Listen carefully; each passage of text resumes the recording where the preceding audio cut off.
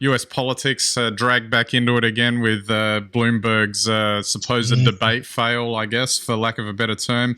You know, he's been spending hundreds of millions of dollars on TV advertising and boosting his poll numbers that way. But when he got the political sunlight on him this week, seems like it didn't all go according to plan, and he probably should have been a bit better prepared, I would have thought. Well, yeah, I have to agree. I saw the debate. I didn't think it was that bad, but then I don't think he did that well either. It might have been a blessing in disguise because the other Democrats are going crazy as if it's like world wrestling or something on each other. And he's sort of just bumbled his way like, you know, one of the audience members that unexpectedly find themselves in the ring as want to happen. But, you know, I guess Elizabeth Warren did try to belt him with one of those wrestling chairs. But, I mean, it didn't seem to do much damage to him. I mean, it would have been nice if he had some sort of witty comeback, but he just took it. Should he? But I mean, that's the whole thing in that kind of an arena. Shouldn't he have been better prepared to bat some of that stuff away? I mean, I'm surely he would have known that he would have gotten hit with a couple of those things. Maybe that, and look, I'm being optimistic for someone who I don't know who. I've jumped off the Bloomberg bandwagon since last week anyway after that performance, but I mean, he could have come back with something witty and then he would have looked like the rest of the Democrats who look like just some sort of circus at the moment. So maybe it was a good way to handle it.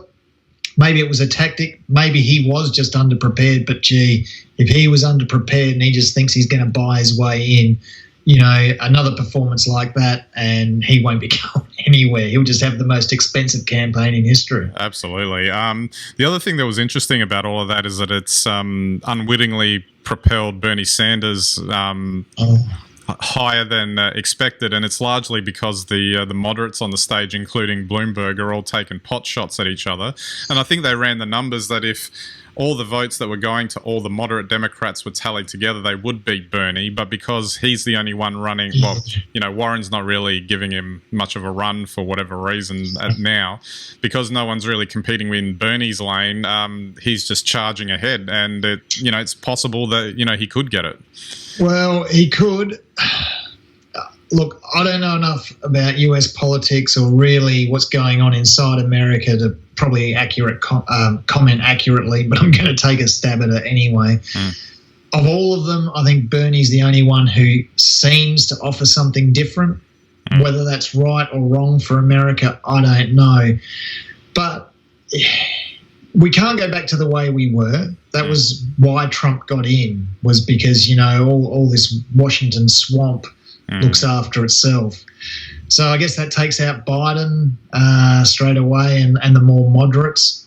And then, what's Bloomberg going to be? It looks like he's just going to be more of the same. I think at least Sanders, whatever you think of his politics and whether it adds up or not, his policies or his direction, he's offering an alternative. And I think maybe if we look, and we've spoken about this many times, how society through social media is becoming more and more polarised, well, I guess that's now the other camp, and it'll be that camp versus the Trump camp. For my read of it, just quickly, it's I can appreciate Bernie's consistency. I've been watching YouTube clips of him from the 80s and 90s, and he really has not changed his message or his hairstyle from what I could see since then, and which is impressive. You don't usually get politicians that are that sort of, focused on whatever message that they want to deliver.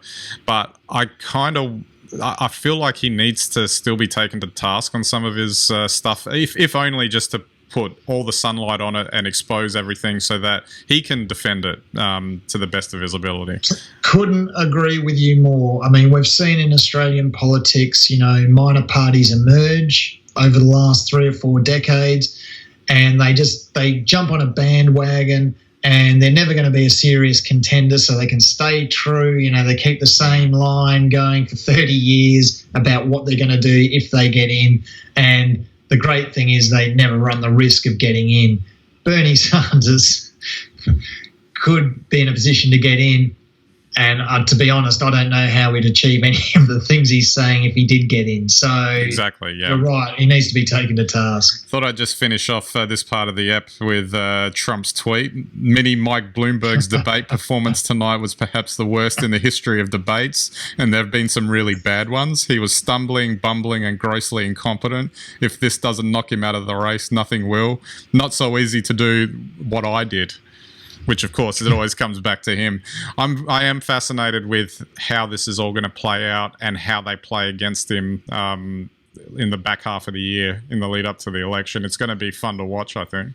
Well, the thing that's really concerning now, if you're probably a anti-Trump person, any anti-Trump person at all, anyone who just doesn't want to vote for Trump, is that the Democrats are doing a really good job now of propelling Trump to the front of this race. And that was the argument that came out of that debate. Trump's a winner each time they do one of these. But they had 4 years to calm down, get over the last election and work out how to beat him. And now all they're doing is beating up themselves. And we